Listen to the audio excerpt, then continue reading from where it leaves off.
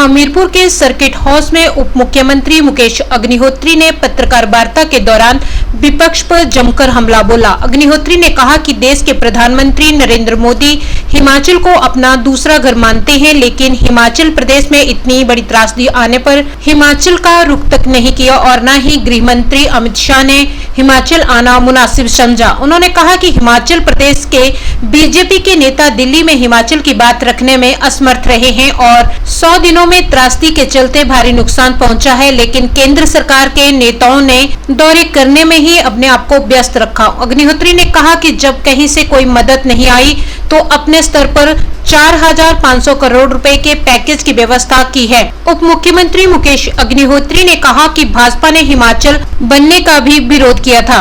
उन्होंने कहा कि आज जब हिमाचल की मदद का समय आया तो अपने हाथ पीछे खींच लिए, केवल मात्र राजनीति करने के लिए बीजेपी नेता आगे आए हैं। उन्होंने कहा कि संघीय ढांचे में हिमाचल रह रहा है, लेकिन प्रदेश में कांग्रेस की सरकार होने का दंश झेला जा रहा है, जिसकी वजह से मदद नहीं मिली है। अग्निहोत्री ने कहा कि कांग्रेस ने हिमाचल में सबसे पहले जख्म खाए हैं और अब आने वाले समय में मध्य प्रदेश, छत्तीसगढ़, राजस्थान में भी भाजपा को शिकस्त का सामना करना पड़ेगा।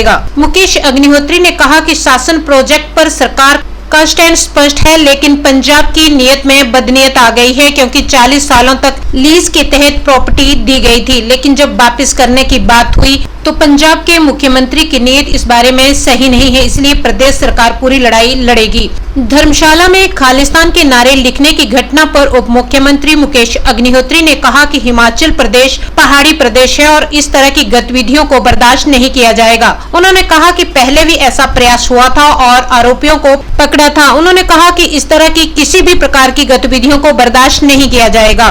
इस प्रदेश को ये कहते हैं कि ये मेरा दूसरा घर है। प्रधानमंत्री नहीं आए, होम मिनिस्टर यहाँ नहीं आए, जबकि सारे देश दुनिया में इस बात का शोर मचा कि हिमाचल प्रदेश में जो है स्थितियाँ बहुत खराब हैं और वहाँ पे घर टूट गए हैं, सड़कें टूट गई हैं, नेशनल हाईवे बह गए हैं और लोगों की जानें जा रही हैं। ये इतना सारा कुछ होने के बावजूद 100 दिन तक ये चलता रहा, लगता प्रदेश में 100 दिन तक चलता रहा, लेकिन केंद्र की भाजपा सरकार उन्होंने ना तो यहाँ पे आना गवारा समझा और ना ही यहाँ पे मरहम लगाने का कोई प्रयास किया। जब हमने ये देखा कि 100 दिन से ऊपर हो गए और कोई हमारी मदद नहीं हो रही है, ऐसे में हमने अपने लेवल पे जो है अपने संसाधनों से 4500 करोड़ रुपए का पैकेज देने का फैसला किया। हालांकि हिमाचल प्रदेश की वित्तीय स्थिति इसको अलाउ नहीं करती थी, लेकिन हमने उसके बावजूद ये पैकेज की अनाउंसमेंट की और अब हम उसके तहत 7 लाख रुपया उस हर व्यक्ति को देंगे जिसका घर जो है पूरी तरह नष्ट हो गया है। हर उस व्यक्ति को 1 लाख रुपया देंगे जिसका मकान आंशिक तौर पे ध्वस्त हो गया है। इस 2500 करोड़ रुपए का नुकसान हुआ। हम दिल्ली में कई दफा दस्तक दे आए हैं पानी की स्कीमें हमारी जो ध्वस्त हुई हैं, क्योंकि खासतौर पे पानी की स्कीमें सारी जो हैं वो नदियों के किनारे हैं, पाइपें नदियों के किनारे हैं, पंप हाउस में नदियों के किनारे हैं और वो पूरी तरह बह गए हैं।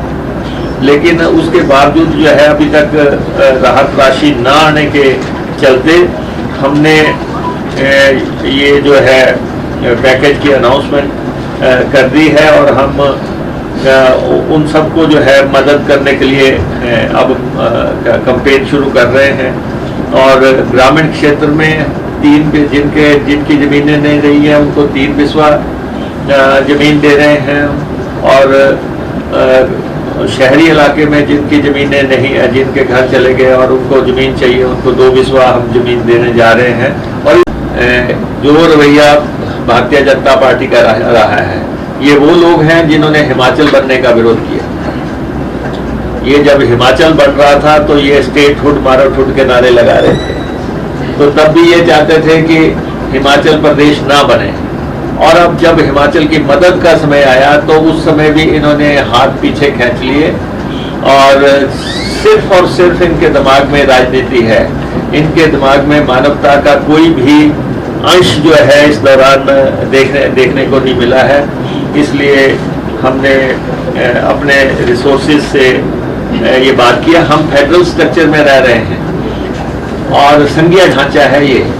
संघीय ढांचे में ये होता है कि अगर किसी भी राज्य पे आपदा आती है तो केंद्र उसकी मदद पे आता है। लेकिन क्योंकि यहाँ पे कांग्रेस की सरकार है, दूसरे दल की सरकार है और ऐसी सरकार है, पहली सरकार जहाँ पे भाजपा ने जख्म खाए हैं, उसके बाद पूरे देश में जख्म खा रहे हैं।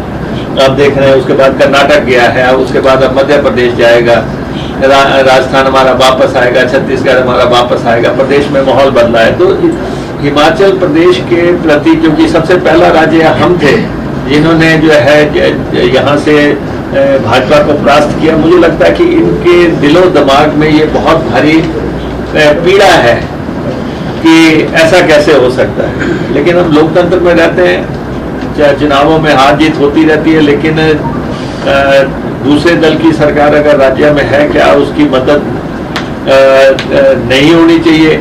ये भी एक विषय जो है आप सबके सामने है। तो बहुत दुखद है। ये शांति प्रिय प्रदेश है, ये देवभूमि है। यहाँ पे पहले भी ऐसा प्रयास हुआ था।